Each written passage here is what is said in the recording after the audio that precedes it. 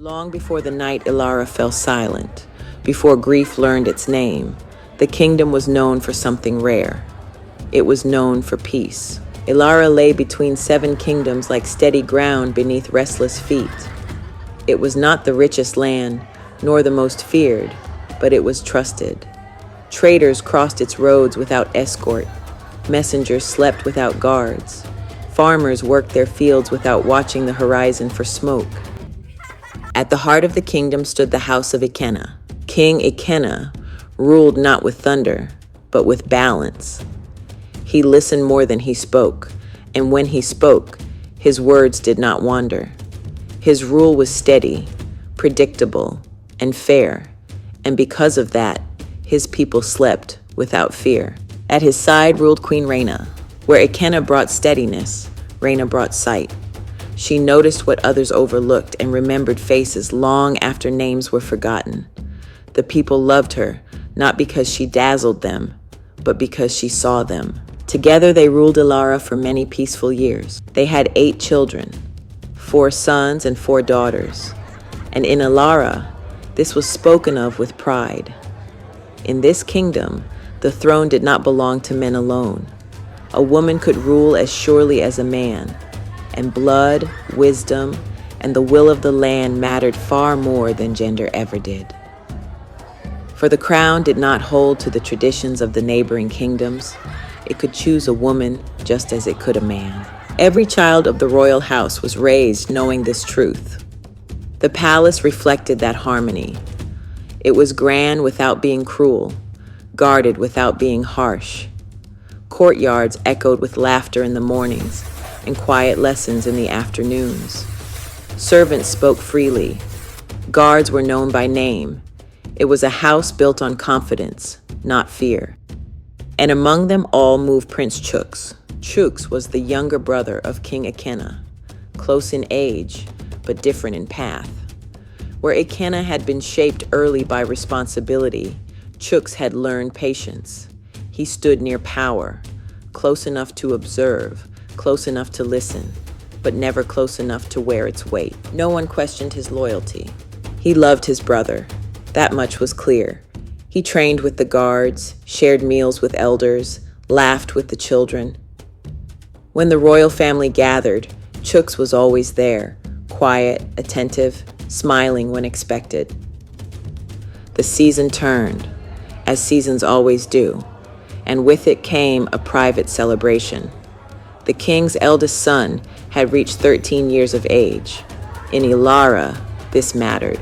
It marked the step from childhood toward responsibility, and it was honored not with spectacle, but with closeness. As tradition demanded, the royal family gathered for a private feast. No court, no musicians, no crowds, only blood. The banquet hall glowed with soft oil lamps. The scent of roasted meat and warm spices filled the air. Servants moved quietly, placing dishes, filling cups, then withdrawing. King Ikenna sat at the head of the table, Queen Reyna beside him. Their children filled the benches, laughter flowing easily. Prince Chuks sat among them, relaxed, at home. Food was served. Chuks reached for a drumstick, warm and heavy in his hand. He lifted it, just about to take his first bite, when his brother spoke. Oh, Chuks, it's time to retrieve the gift I asked you to keep for me. It was not unusual. Ikenna had always sent his younger brother on errands like this, mid-meal, mid-conversation, without ceremony. And Chuks had never minded. He loved his brother. He was proud of him. At this moment, he would have done anything he asked. Of course, I won't be long. The doors closed behind him. Inside the hall, the family continued eating. Laughter carried on. Cups were raised. Plates were passed. The feast went on as it always did. Outside, in the quiet corridors of the palace, Prince Chuks walked alone. He searched longer than he expected. Time passed. Inside the banquet hall, the meal continued. And then, the gift had been set aside carefully. He remembered that much. But when he reached the chamber where he expected to find it, The space was empty. Chuks frowned. He checked again. Then another room. Then another. It was not where he thought it was. He exhaled sharply, more annoyed than concerned, and turned down a side corridor. A servant passed him, carrying a tray. Do you know where the king placed the gift for his eldest? No, my prince. Find out. Ask the others. Minutes passed. Chuks searched through storage rooms and alcoves, his irritation growing with each wrong turn. The palace was familiar to him, every hallway memorized since childhood, yet tonight the walls seemed longer, the doors more numerous. Another servant appeared. My prince, we checked the west wing. It is not there. Then it must be in the inner chambers. Keep looking. He rubbed his temple and continued on, the sounds of the feast now distant enough to be little more than a memory. Time slipped by unnoticed. He found himself thinking of the drumstick he'd set back on his plate. He imagined it growing cold. He shook the thought away. Food could wait. Finally, there, behind a carved wooden screen, tucked carefully where it would not be seen too soon, lay the gift, wrapped in cloth, exactly as the king had said. Chuks let out a breath of relief and lifted it into his hands. Of course it was here. He muttered to himself. He turned back toward the banquet hall, his steps quickening now, eager to return. He imagined the teasing he would receive for taking so long. His brother would laugh. The children would groan. Life would continue. As he approached the hall, something felt off. The sound. There was none. No laughter spilled through the doors. No voices overlapped. No music of conversation drifted into the corridor. Chuks slowed. He stood before the great doors, the gift held firmly against his chest.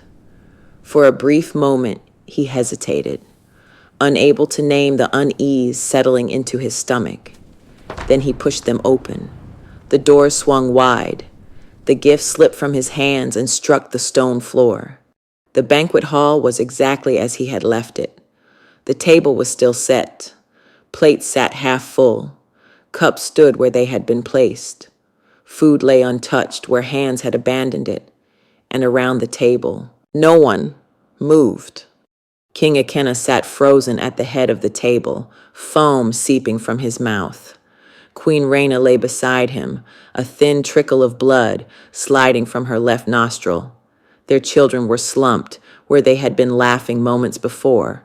Chuks stared. His eyes moved from face to face, searching for breath, for movement, for anything that might make sense of what he was seeing. There was nothing. The silence pressed in on him, heavy and unreal. His heart pounded violently in his chest. Then the sound came.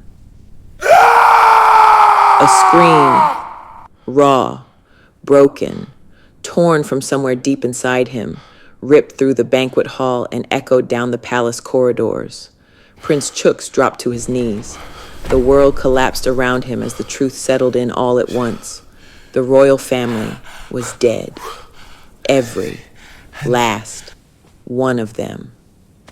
And then his world went black.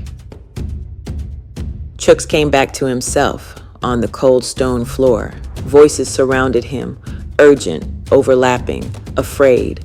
Hands gripped his arms, lifting him, steadying him. The banquet hall, once so full of warmth, now felt vast and hollow, its silence broken only by panicked breath and hurried footsteps. Servants screamed and fainted. Guards struggled to steady themselves. My prince, can you hear me? My prince, can you hear me? What happened? What abomination has befallen this kingdom? What a true name. Chuks struggled to sit upright. His head throbbed.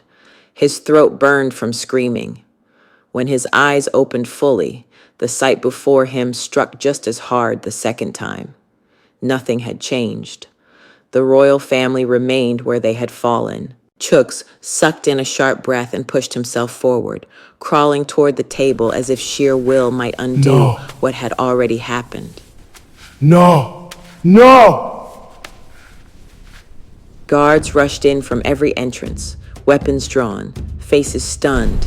Servants clustered behind them, hands pressed to mouths, eyes wide with disbelief. Someone retched softly near the doorway. Chuks forced himself to his feet. Lock the palace! Now! No one leaves. No one enters. The guards hesitated only a heartbeat before obeying. Doors were barred, courtyards sealed, messengers halted mid-run. The palace closed in on itself. Chuks turned back to the table, his legs shaking beneath him. He reached out, touching his brother's shoulder, as though the king might stir under his hand. He did not. A servant began to weep openly. Summon the royal herbalist. Now! She arrived swiftly, her face tight with dread. She knelt beside the table, examining each body in turn, lifting eyelids, pressing fingers to throats, checking mouths and noses. Her hands moved with practiced care, but her eyes betrayed the truth long before her words did. This was no illness. It was poison. A murmur swept through the room, shock giving way to fear. Chuks clenched his jaw. Test the food. All of it! The herbalist did as ordered. She scraped remnants from plates, dipped her fingers into cups, examined the dishes one by one. Every sample told the same story. Poison. Then she paused. My prince, may I see your plate? Chuks nodded numbly. His plate was brought forward, the chicken drumstick still resting where he had set it down, untouched. The herbalist tested it. Her breath caught. This She said, lifting her gaze to him. was poisoned as well. The room seemed to tilt. A stunned hush fell over everyone present. Chuks stared at the plate, then at the herbalist. I was sent away before I could eat. No one spoke. The implication settled over the hall like a heavy shroud. If Chuks had stayed, he turned away sharply, his knees threatening to buckle. Someone caught his arm, but he shook them off, staggering back toward the table. He pressed his fist against his mouth, fighting the surge of grief and horror rising within him. My brother. My queen. His voice broke. The guards lowered their weapons. Servants fell to their knees. Some bowed their heads. Others stared, hollow-eyed, unable to process what they were witnessing.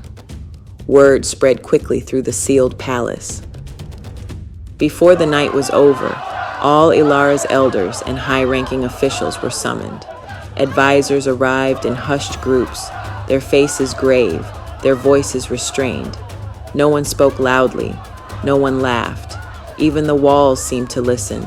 Chuks stood before them, hollow-eyed and trembling, the weight of survival pressing heavily upon him. I swear to you, I will not rest until those responsible are found. The elders nodded solemnly. They believed him. Outside the palace, Ilara slept, unaware that its heart had been torn out in a single night. Inside, as the lamps burned low and the dead were prepared for burial, Prince Chuks sat alone, wrapped in grief and silence. Grief did not loosen its grip on Ilara. It hardened. The days after the burial passed in a haze of ritual and restraint. The palace did not dress itself in mourning. It fell silent instead. Oil lamps burned low through the night, their flames steady and watchful. Royal drums sounded again, but only just. Slow, measured beats that carried no celebration, only memory. Servants moved carefully. Elders spoke in hushed tones. Even the walls seemed to listen. Ilara mourned not with spectacle. but with stillness. Prince Chuks did not leave the palace at first. He sat with the elders. He listened to reports. He asked the same questions again and again, as though repetition might force the truth to surface. Who had access to the palace? Who had come and gone unnoticed? Who stood to gain from the royal family's death? Answers came slowly, too slowly. Poison was confirmed, but poison had no face, no banner, no name. Chuks grew restless. He began to move. Messengers were sent to nearby villages, small territories along Ilara's borders, places where grudges festered quietly and ambition sometimes outpaced wisdom. These were not great kingdoms. They were places easy to overlook, easy to pressure. Chuks rode at the head of Ilara's forces, grief carved into his expression. He demanded cooperation. When it was given, he accepted it coldly. When it was refused or even delayed, he took it as guilt. Raids followed. Again and again. Villages were searched. Leaders were questioned. Storehouses were seized. Some resisted. They did not last long. Lands conquered. All in the name of finding Ilara's enemies that brazenly walked into the palace and poisoned the entire royal lineage of his brother the king. Ilara became at war with the bordering kingdoms and won. Ilara's army grew larger with every victory. Supplies taken, soldiers absorbed, banners lowered and replaced. The people of Ilara watched as their kingdom expanded, believing strength was the only language the killers would understand. But still, no answers came, no confession, no proof, no justice.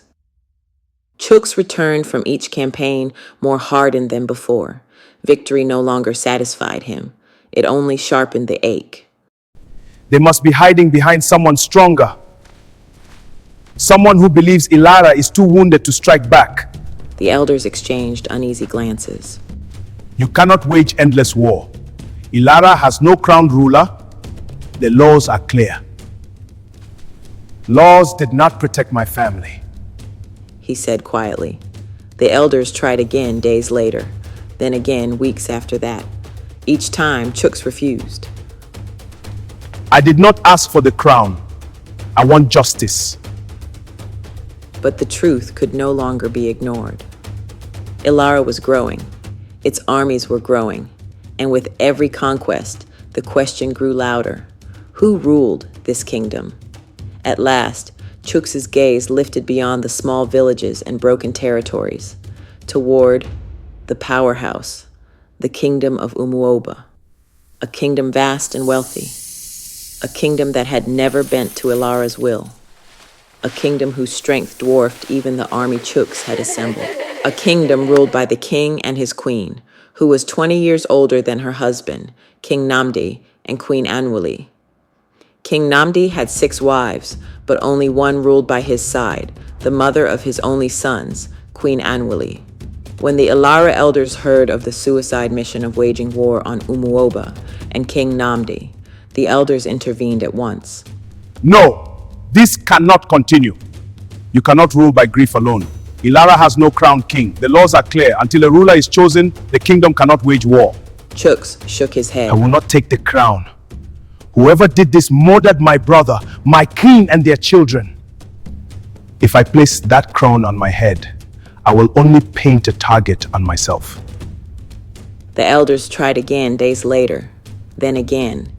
Each time, Chuks refused the crown. I never wanted to be king. My brother wore that burden, not me. But Ilara was changing. The army was growing. The borders were shifting. Smaller territories had fallen, yet no answers had come. And with every passing day, the danger of a leaderless kingdom became clearer.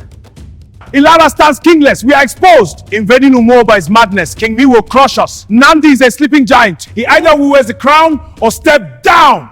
At last, the elders gathered him in the council chamber and spoke plainly. If Ilara does not crown a ruler, it will tear itself apart. You are the last of the royal house. Whether you wish it or not, the eyes of the kingdom are already on you. Chuks lowered his gaze. And if I refuse, then Ilara falls, and your family's deaths will have been for nothing. Silence filled the chamber. Chuks stood there for a long time, his hands clenched at his sides. Finally, he spoke. If I accept this, it will not be for power. It will be because Ilara needs stability, and because whoever did this must be brought to justice. The elders bowed their heads. Preparations began at once. Messengers were sent to the 7 kingdoms. The seers were summoned. The crown was brought from its guarded chamber, untouched since King Ekena's reign. That night, alone in his chambers, Prince Chuks sat in silence, staring at the flickering lamp beside his bed. His thoughts drifted beyond Ilara's borders, to the great kingdoms, to the ones that had never bent. One name surfaced again and again in his mind: Umuoba. The floor creaked softly behind him. Who's there? Chuks called, his voice sharp. Moments later, his maid Tessie stepped into the light. My prince, I only wish to make sure you are well. Chuks studied her for a long moment. How long have you been standing there? He asked. Not long, my prince. She replied quickly. But the truth lingered in the air between them.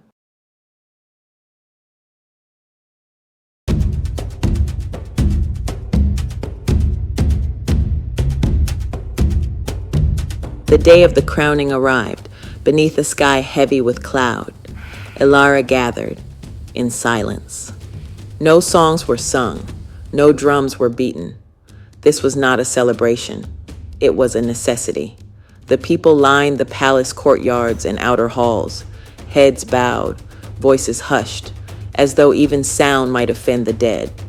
Inside the great hall, the elders assembled in a wide circle. Stone pillars rose like sentinels around them, carved with the history of African kings and queens long gone. At the center of the chamber, upon a raised platform, rested the crown of Ilara. It had not been worn since King Ekena. The crown was old, older than memory, forged not only of locally mined gold and jewels, but of oath and law. It was said that the crown did not simply sit upon a ruler's head. It listened, it weighed, it judged. The 7 seers of the 7 kingdoms entered one by one, their robes brushing the floor, their staffs tapping softly against stone. Each carried the authority of their land, and each bore witness not only for Ilara, but for history itself. Prince Chuks stood before them. He wore ceremonial robes, heavy on his shoulders, his neck draped in rows and rows of royal cowrie beads. His face was drawn, eyes shadowed with loss. The murmurs in the hall faded as he stepped forward, every gaze fixed upon him. The eldest seer raised his staff. Prince Chuks of the House of Ekena, you stand before the crown of Ilara as the last surviving royal of this kingdom. Do you accept the burden of rule? Chuks hesitated. I do, for Ilara.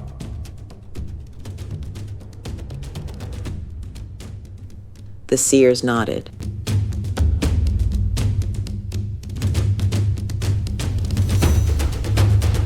Two of them stepped forward and lifted the crown from its resting place. It glimmered faintly in the low light, catching the flame of the torches as though breathing. Slowly, reverently, they raised it above Chuks's head. The hall held its breath. They lowered the crown. It stopped. The metal hovered inches above his brow, as though pressing against an invisible barrier. A murmur rippled through the chamber.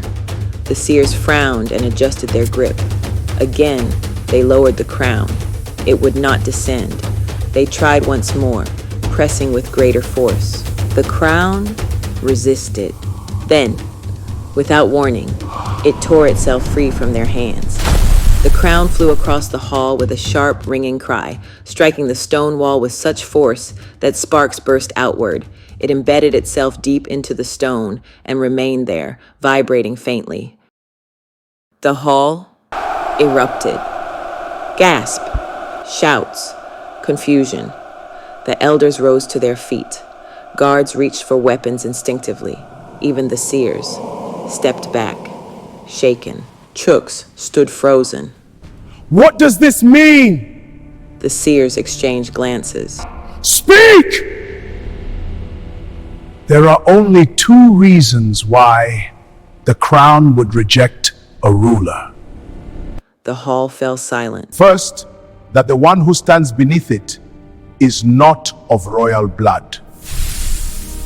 A sharp intake of breath passed through the room. Another seer stepped forward, drawing a small blade. Without ceremony, he took Chuks's hand and sliced his palm. Blood welled quickly, dark and unmistakable. The seer collected a few drops in a small vial of glowing liquid. As soon as the blood hit the glowing liquid, it turned a deep royal purple. The seer studied it. He is royal. Born of the same mother and father as the late king. Chuks exhaled sharply. Then what is the second reason?